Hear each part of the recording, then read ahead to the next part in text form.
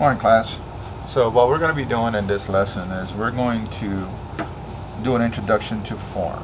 A form is basically something that is three-dimensional. So here we have the basic shapes. And remember, shapes are always going to be two-dimensional. They have width and height, but they don't have any depth. So what we want to do is we want to learn how to turn these into three-dimensional forms. And we're going to do this right here as an illusion. Okay, if you were looking at something real, this is an actual form. Okay, it has width, it has height, and it has depth. But what we want to do is we want to give that illusion on a two-dimensional surface like this. So let's start with the easier ones, which are the ones that are with straight lines, and then we'll get into the more difficult ones. Okay, so let's take a look at a square. A square has width and height, which makes it a shape. All of these have width and height, makes them all shapes. So what we have to figure out is how do we add that third dimension? How do we add that depth? Okay, so let's take a look at that. Start off by drawing your basic square. And for this one, we're just going to keep it simple. We're going to have it looking straight at us. Okay, later on I'll show you guys how to change them so that you can draw them in whatever direction you want. Next, we have to, so here's our width and our height. Now we have to decide how we want to add our length or our depth. Okay, so for this demo, I'm just going to go up and to the right, like so. Okay, once I establish this line right here, I want to repeat that here and here. So all three of these are going to be parallel to each other. Okay. Next, I'm going to take this line right here and I'm going to redraw it back here, keeping it parallel also. And then I'm going to take this line right here and move it back here, keeping it parallel to this one. Then I can erase those extra lines. Okay, very simple. So now this is your third dimension. That's your depth. Okay, so you can do that in whatever direction you want. So for example, I can start off with my square this way, and I may decide, you know, I want the depth to go down and to the left. So I'm going to establish those three lines, and then 2, 3, 1, 2, 3. They're all parallel to each other. Okay?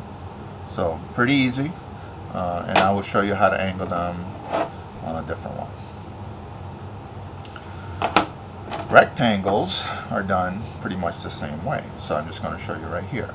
So let's say, for example, that I want a rectangle that is going in this direction, and I want it to be shallow. You can make these as tall or as short as you want. The key to a rectangle is make sure that you have 90-degree corners, and make sure that these two lines are parallel to each other and these two lines are parallel to each other. Okay? Then just like on these two, you're going to decide what direction you want to add your depth. So I'm going to go up and to the left on this one. And once I establish that, I'm going to go ahead and try to repeat that on this one here and on this one here. Okay, so now I have 1, 2, 3 lines that are parallel to each other. Okay, and then it's just like here, we're going to take this line here and we're going to move it back, and we're going to take this line here and we're going to move it back. Make sure that they are parallel to each other. Okay, this is a common mistake, so I'm going to show you here.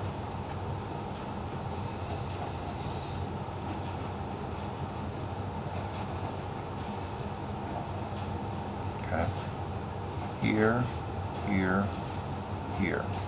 Okay, and then when you connect them together, it doesn't look right. Right? That's because these three lines are not parallel to each other. So this would be wrong. Okay, so for practice purposes, try to make sure that when you angle your lines, that they're parallel to each other. Okay, they have the same angle.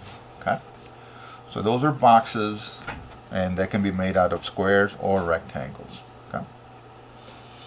Now let's move on to triangles. From a triangle, you can make pyramids or you can make prisms. So let's do the easier one first, which is a prism. And it's similar to this, except that we're going to start off with a rectangle.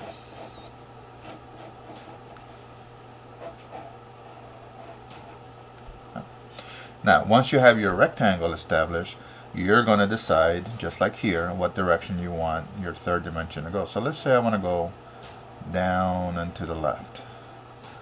Now I need to repeat that same angle here, down and to the left, and down and to the left. So, again, try to keep these relatively parallel to each other. So what's different? Well, here's what's different. Instead of going straight up and down, you have to follow that angle. So when I do this here, I have to match this angle right here. And then this one comes straight across, so I need to match that angle here. Okay. So this is called a prism, P-R-I-S-M. Okay. And you can go in any direction you want. So for example, if I want my triangle to look upside down,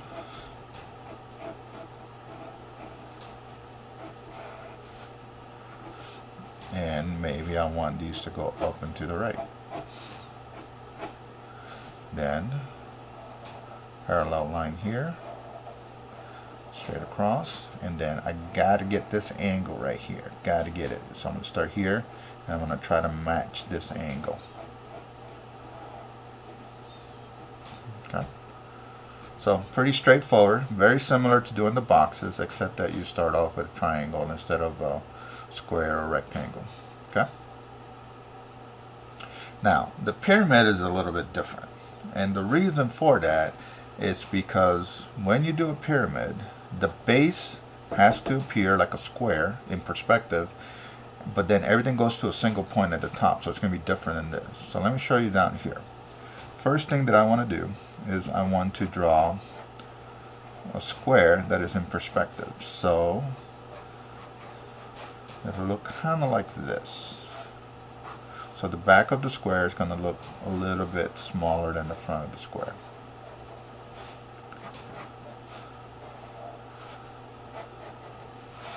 Now I have to find the center. The easiest way to find the center on a square or a rectangle is to crisscross the corners, like so.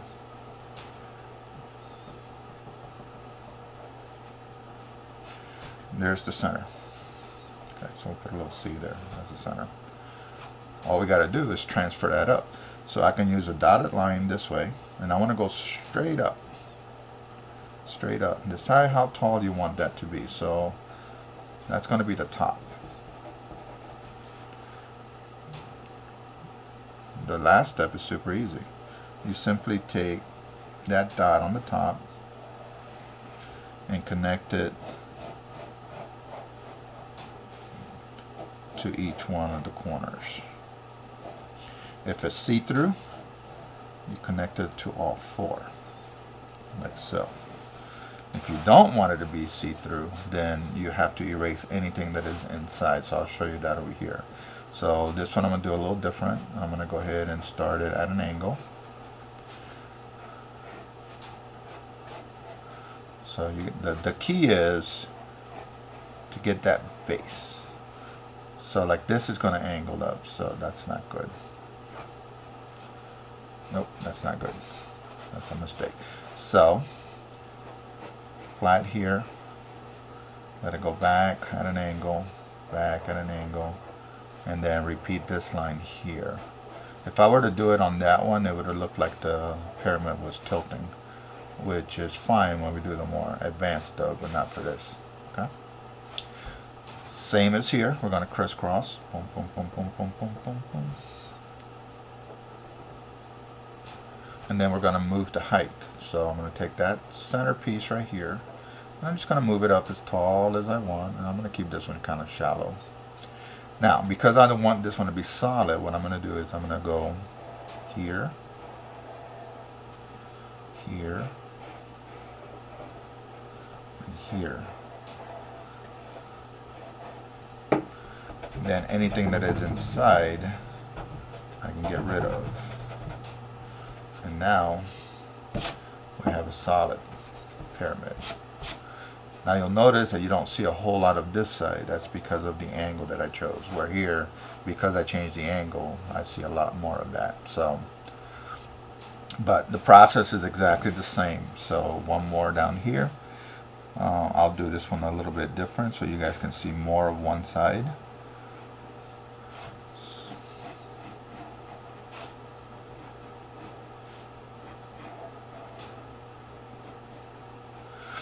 Crisscross.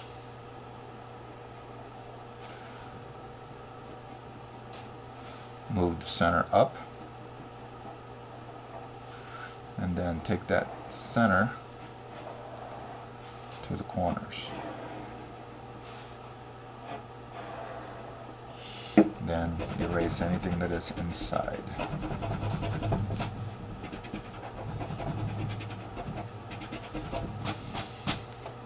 Okay, so these are pyramids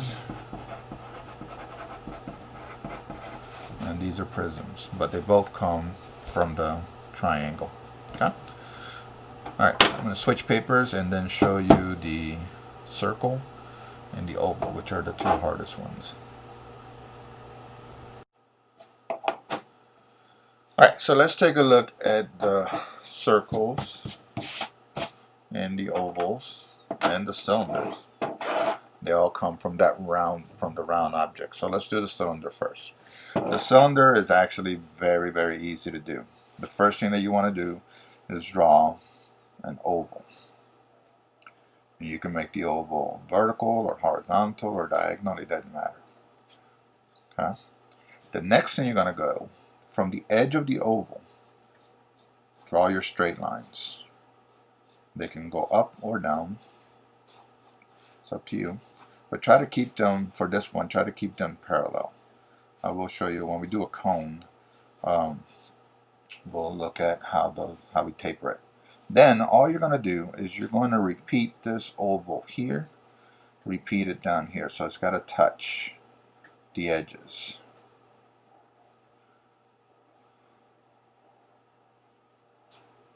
So that's a cylinder.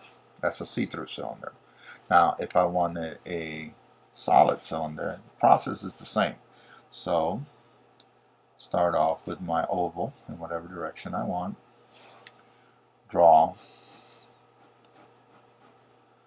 the straight lines, and then if I want it solid, all I have to do is take this half right here and move it down here. Okay. Or you can draw the whole thing and then erase the inner part, whichever one is easier for you. But that's all there is to it. Super easy to do, even if you're doing diagonal. So if I was doing a diagonal, the big thing about doing it diagonally is that when you draw this line here, it has to appear to be at a 90 degree from this diagonal. And then I'm going to repeat that diagonal back here. So super easy.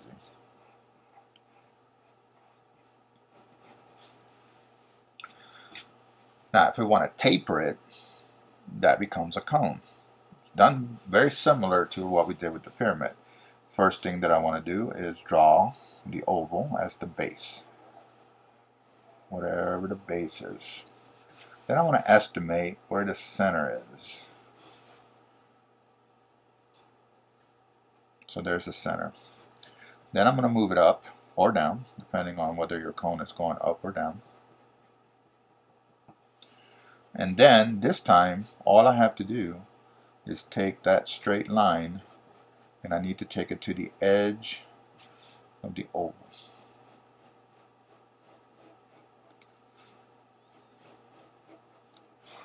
And that's it. And then again, this is a see-through one. And then if I was doing a solid one, it would look something like this. Oops.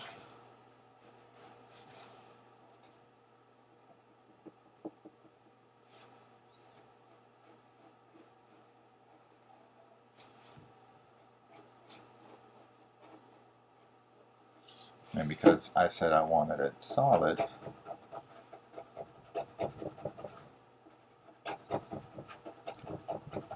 I would erase that. And you can do them diagonal, left to right, right to left, however you want. Okay. The big thing is here, you got to make sure that this line is curving because it's part of the oval. So it's not straight like it would be on a pyramid. Okay. So the last two that I want to show you are the sphere and the ellipse, which are done very similar, but they're difficult. Okay. When we do a sphere, you got to start off with a circle, right? Because the sphere is nothing more than a three-dimensional circle. So what makes it hard is that this will look the same from every angle. So how do I make that look more three-dimensional? Well, there's two pretty basic ways of doing it. The first way is by shading. So if my light source is here, I know that this part is going to be my highlight and this area here is going to be my shadow. The key is you have to bend your shadows to make it look like it's following the curves. So I'm going to start off on this side, placing my shadow, and then as I start going towards the light source, it's going to get lighter and lighter, and it's going to have a hot spot right about there. So that hot spot I'm not going to touch. That's going to be my brightest. So but you have to make sure that you are bending the shadows to make it look three-dimensional.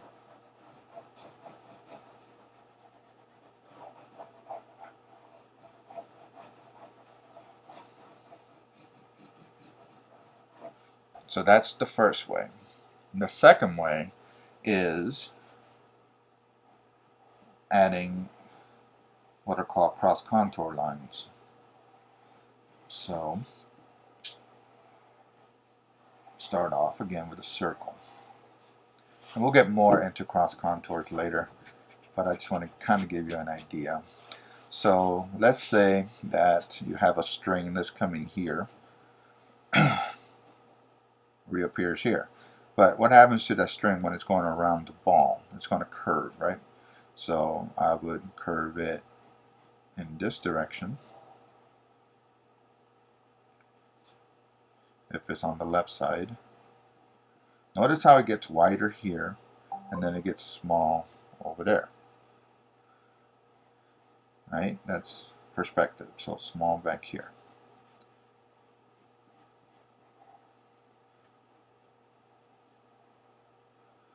So it'll look like a globe, basically. So it's going to curve. When it gets to about the halfway point, it's going to curve the opposite direction. And you have to make sure that you curve them enough. If you barely curve them, it's going to look flat. So what we're trying to do is we're trying to create dimension. So we really have to curve these quite a bit. And then the other way of doing it is by using ovals. So for example, if I had an oval here, then that oval would appear bigger here, and it would appear bigger here, and then it starts to get smaller again as it goes down. Okay, so these are called cross contours, and we're actually going to look at how to use this in other ways later. But those are basically the two ways to make something look three-dimensional that is circular. The ellipse is done exactly the same way, except that instead of starting with a circle, you are going to start with an ellipse. Think of it as a circle that's been stretched. And just like before, you do it either the same way. So you can shade it or you can add cross contours. So in this case, I'm going to do the first one by shading, following the curves.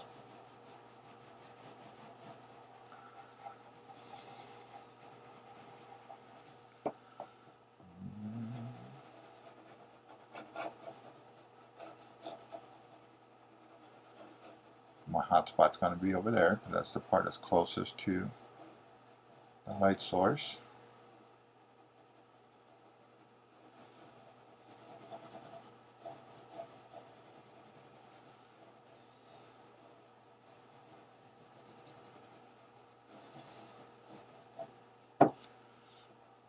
These edges, or you can add cross contours. So you can either do it this way,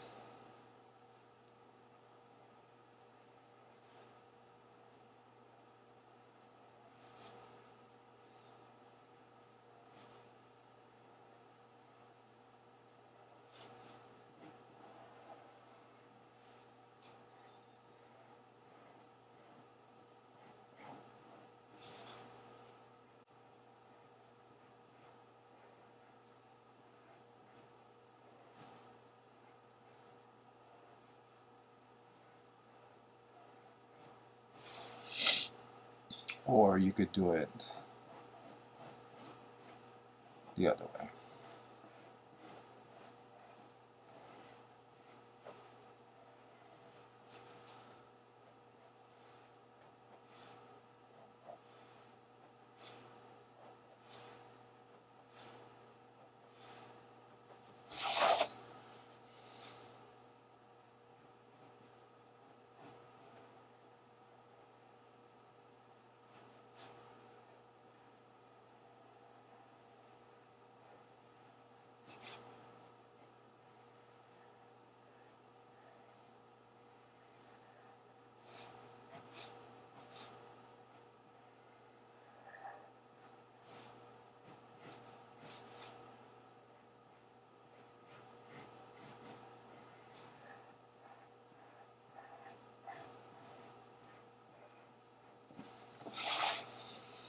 And there you go.